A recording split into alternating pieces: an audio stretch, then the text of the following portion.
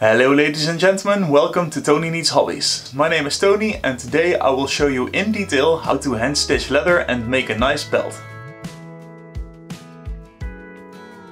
To help me with the hand stitching process, I am going to use this stitching pony that I made about 2 months ago. I posted a video about it as well, so be sure to check that out. And if you want to find out what I will be doing with this wrought iron German pre-World War I hand forged anvil, be sure to subscribe to my channel. Hint, it will involve hot steel and hammers.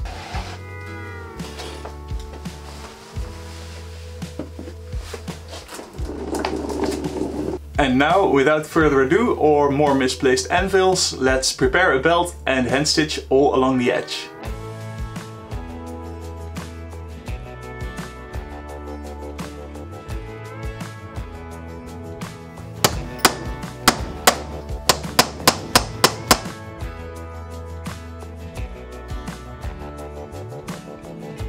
From making my previous and first belt, I learned a lot. I used a book screw to fix the belt keeper, but those are way too thick, so I bought a few rivets and used one of those this time.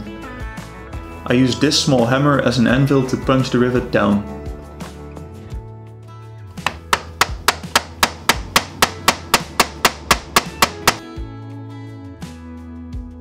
Then I marked the same dimensions using the other belt, cut it to size using a Stanley knife and punched the holes in the strap of leather.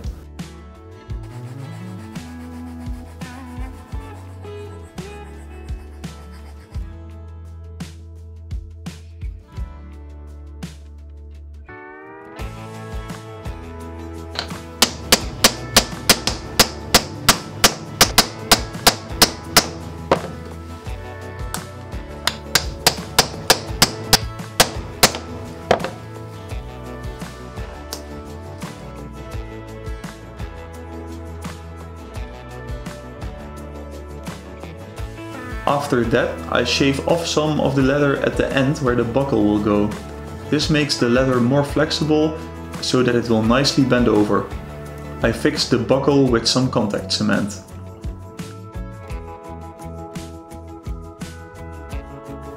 From previous time I learned that it was tough to get the stitching punch out of the leather, so this time I applied some beeswax on a heated punch. This helped greatly. Then I already stitched a bit to help secure the buckle.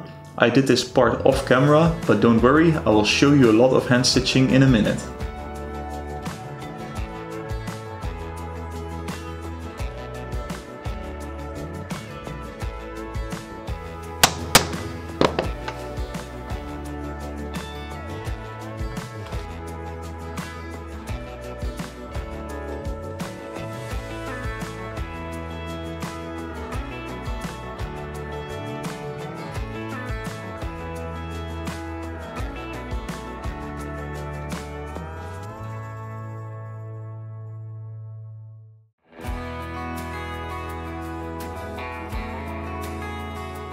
And now it's finally time to show you how to hand stitch or saddle stitch.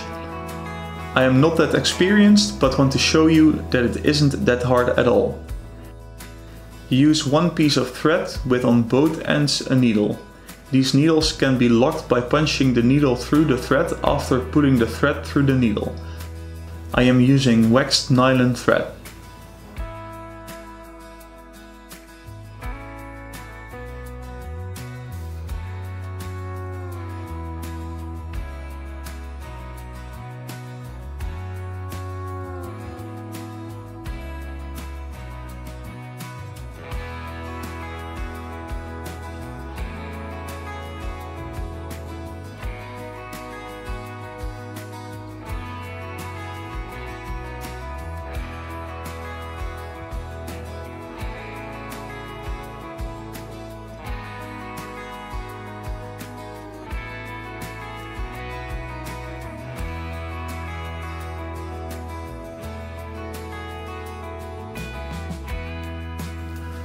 Normally you would start by backstitching a few stitches.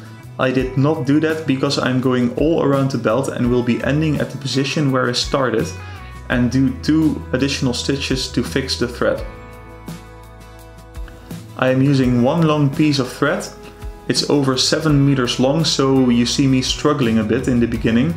Using this length was a mistake. It goes really slow because you have to pull the thread through every time and it gets tangled up. Next time I will use more but smaller pieces to speed up the process a bit. Let's speed this bit up to where everything goes a little bit more smoothly.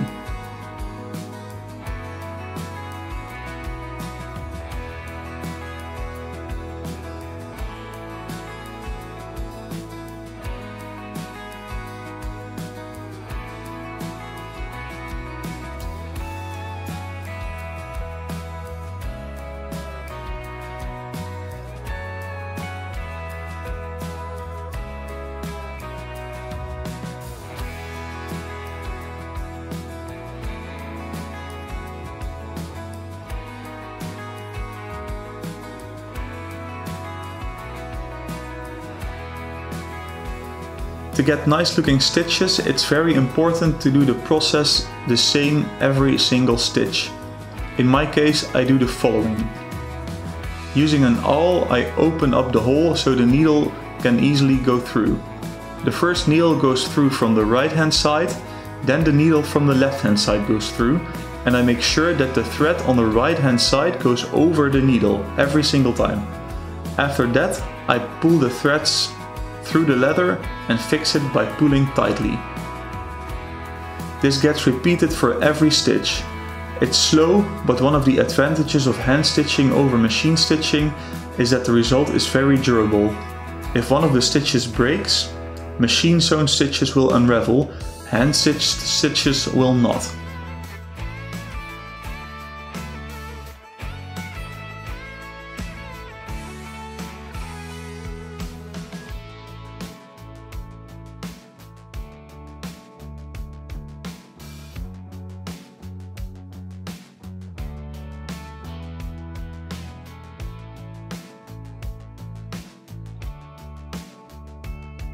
If you cannot get the needle through the leather easily, there's no shame in using some pliers to help with that.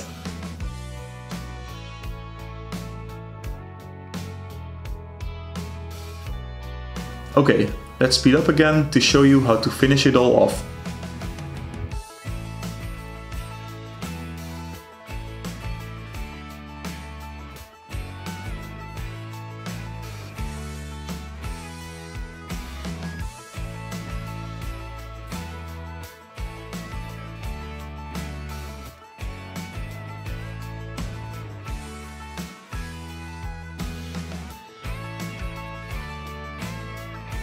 To finish, I will just continue the same process, but instead of stopping at the end, I will do 2 more stitches in holes that are already stitched.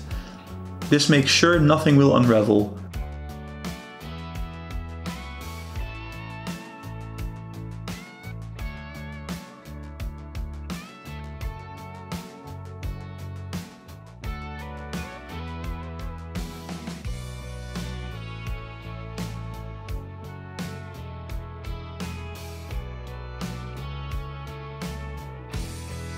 Then in the last stitch I will only pull the needle through from the right hand side, so both threads are on the left hand side. Using the end of a very hot screwdriver, I then melt the pieces of thread together to secure them tightly. This can only be done if you use synthetic thread like nylon thread, because cotton will not melt together. This time I will not dye the leather belt. I really like the color of fetch tan leather, and in my experience it dried the leather out too much, so I will only apply some neatsfoot oil this time.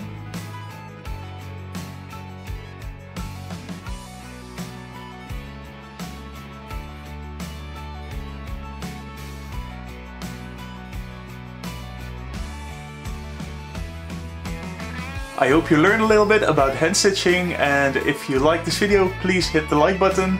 Be sure to check out some of my other material as well, and for now I would like to thank you for watching.